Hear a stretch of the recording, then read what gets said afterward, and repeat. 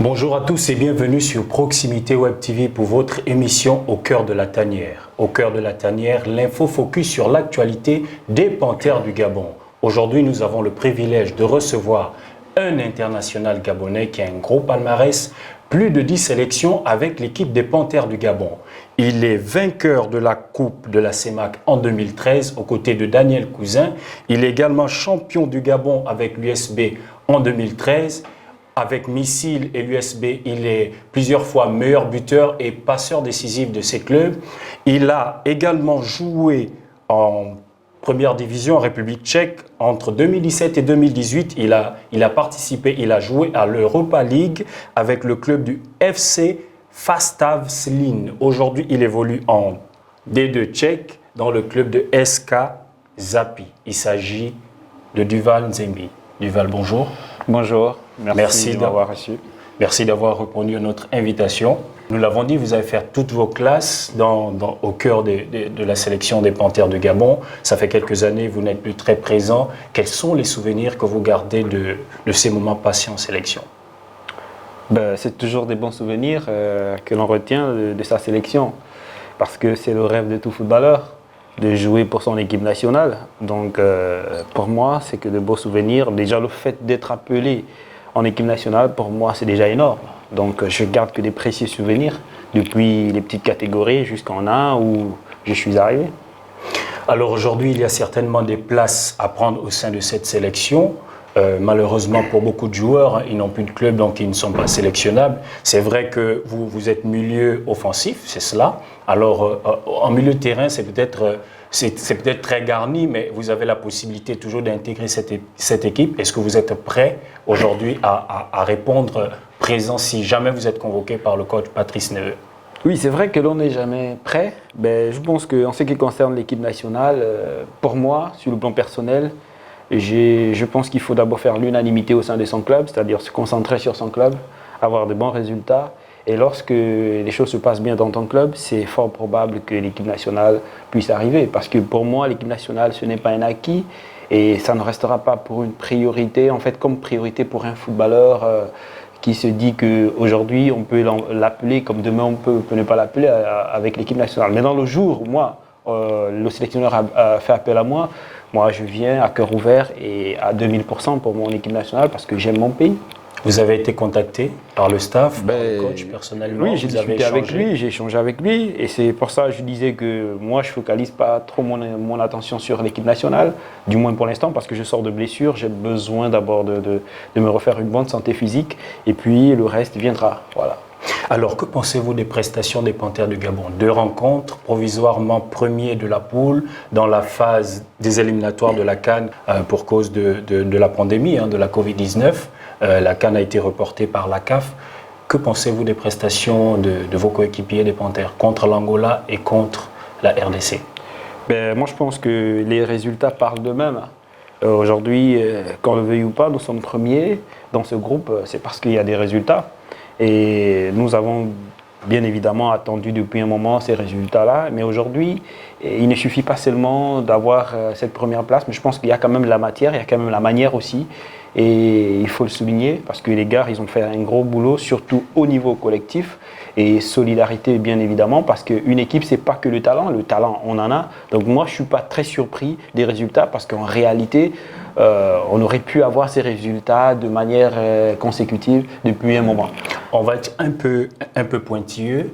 Quels sont les secteurs de jeu qui ont donné satisfaction selon vous? Et quels sont les secteurs qui ont du mal peut-être à tenir la baraque pour l'instant? Moi, je pense que c'est un peu difficile de dire tel compartiment et tel n'est pas. Dans la mesure où nous sommes premiers, ça veut dire que c'est vrai, il y a toujours des failles. Pour des techniciens, il y a toujours des choses à faire, il y a toujours des choses à revoir. Donc je pense que les 2 ou les 3 compartiments ont bien travaillé parce que s'il y a eu un but, c'est que les milieux de terrain ils ont travaillé, les défenseurs ils ont bien défendu.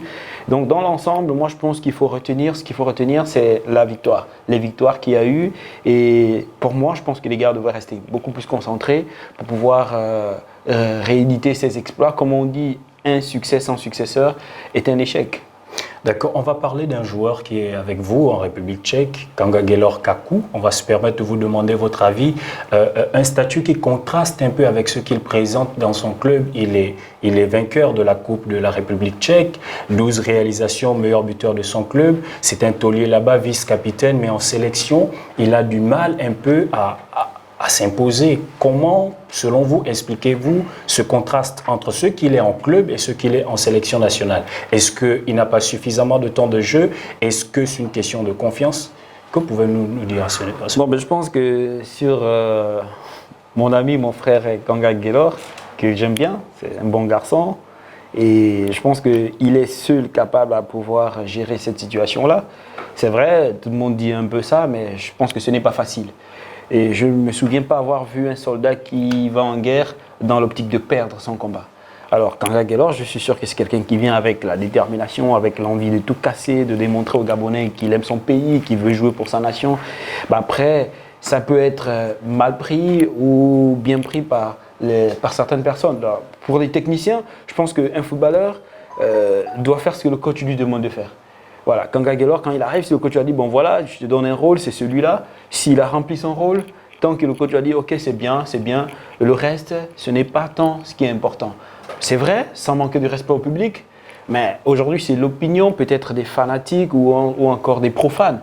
Mais moi, je pense que c'est quelqu'un qui a pu donner ce qu'il a souvent pu donner. Maintenant, s'il y a un contraste entre ce qu'il donne en club et en équipe nationale, moi, je ne vois pas trop ça en fait. Voilà, je ne regarde pas trop Vos ça. rapports aujourd'hui avec les joueurs de la sélection nationale, vous avez des contacts, vous échangez avec certains. Est-ce qu'on peut avoir des noms? Est-ce qu'entre vous, tout va bien? Vous échangez, vous discutez? Un mot là-dessus? Non, mais ça ne veut pas dire que. En fait, ça ne veut pas dire que c'est parce qu'on ne parle pas ou qu'on n'échange pas avec plusieurs des coéquipiers qu'il y a un problème. Non, ça veut dire qu'on n'a peut-être pas le même centre d'intérêt. C'est-à-dire, je parle, j'échange constamment et quasiment tout le temps quand je veux ou quand il veut, avec Mitseki qui est un frère, Stéphane, avec Famezui, et je parlerai encore de Tanjigora et bien d'autres. Donc, quand on peut se faire un coucou ou se passer un coup de fil, ben voilà, pourquoi pas. Parce que qu'on le veuille ou pas, il n'y a pas que le football. Donc après le football, il y a aussi une vie à côté. Donc on est d'abord des êtres humains avant d'être des footballeurs. SK Zapi D2 République tchèque, votre saison, essayez un peu de nous parler de votre saison. Vous êtes à Libreville, blessé. Non, mais SK Zapi, en fait, c'est le club qui m'a accueilli juste après ma blessure parce que j'ai été opéré. Et juste pour vous pouvez rassurer vos fans, vous pouvez rassurer les Gabonais, oui. tout va bien Dès lors on aujourd'hui. parle maintenant du club, c'est que ça va beaucoup mieux parce que j'ai repris à jouer avant le coronavirus. Et là, je suis venu en vacances et voilà, chez nous, normalement, ça reprend quasiment au mois de mars parce qu'il fait très très froid. Donc quand on s'arrête en décembre, quasiment novembre-décembre, c'est pour reprendre à la mi-janvier, février. Et le championnat, à proprement dit, reprend en mars parce qu'il fait très très froid, on attend que la neige baisse un peu. Donc là, quand je suis venu pour les vacances, voilà, que le coronavirus, ça a coïncidé. Et puis voilà, c'est comme ça que je suis resté. Et j'avoue que ça m'a aussi fait du bien, histoire de bien me préparer. Parce qu'une blessure quand même au niveau du genou, une opération, c'est pas donné, c'est pas facile. Et donc voilà, je me sens bien requinqué et prêt à repartir. Donc d'ici là, par la grâce de Dieu, je vais remonter, voilà. Alors un mot certainement à l'endroit de vos coéquipiers de la sélection nationale, à l'endroit de vos fans. Non, mais pas grand-chose à dire si ce n'est continuer à les féliciter, à les encourager, parce que ce n'est pas facile, ce n'est pas donné. Parce qu'au niveau émotionnel, psychologique, mental, physique même, ce n'est pas évident. Après, la demande qui est autour, c'est-à-dire l'attente du peuple, du public, des dirigeants et de tout ce qui va avec autour, ce n'est pas facile. La pression, elle est énorme, mais souvent, on arrive à se surpasser pour donner le meilleur de soi afin qu'il y ait ces résultats comme ces derniers temps. Donc moi, tout ce que je peux dire, félicitations aux gars. Je souhaite bonne chance pour la suite parce que c'est que d'ici là, ça va reprendre. On sait déjà que le corona aussi va peut-être, entre guillemets, s'arrêter. C'est le souhait de tout le monde. Donc voilà, je prie que les gars restent concentrés parce que je sais qu'on a le potentiel pour ça, que ce soit sur le plan offensif ou sur le plan défensif. Moi, je connais les gars, je sais que la plupart d'entre eux, c'est des gars très professionnels. Donc il n'y a pas de raison qu'on ne puisse pas réitérer ces exploits-là. Il est bien vrai qu'il s'agit du football, mais nous allons nous permettre, avant de nous séparer, de poser Deux petites questions à notre international. La première qui est Duvan Nzembi en dehors du football. Oh, Duvan Nzembi était un être humain, comme je le disais au préalable. C'était un être humain, certes passionné de football, qui a une vie, qui vit, qui est un père de 3 merveilleux enfants. Voilà. Et aujourd'hui, ouais, c'est vrai, j'ai une petite amie, comme on dit. Voilà, Vous avez anticipé sur ma question. Est-ce que Duvan Nzembi est un cœur à prendre? Ben non, je ne pense pas. On va se permettre Pour de citer un l'instant, nom. oh non, ça reste un peu encore... Elle est rassurée. Elle est rassurée, elle sait. Ok, d'accord. On dit les bonnes choses se forgent dans l'obscurité avant de se révéler au grand jour. Ok, il n'y a pas de souci. Donc, vous êtes certainement sur le point de repartir et de démarrer la saison avec votre club. Le départ, c'est d'ici là. Donc, nous, on vous souhaite vraiment beaucoup de chance. Merci. Voilà, le temps de vraiment vous rétablir. On veut vous voir sur les terrains, on veut avoir des informations et on veut que vous soyez compétitif afin de répondre aux défis des Panthères du Gabon. Voilà. Merci. On serait heureux de vous compter parmi les 23 qui iront au Cameroun. Pourquoi pas, tout est possible. Ce sera tout pour ce numéro. Merci de nous avoir suivis sur Proximité Web TV. On vous dit à très bientôt pour un nouveau numéro de votre émission Au cœur de la tanière. D'ici là, portez-vous bien. Ciao, ciao. Ciao.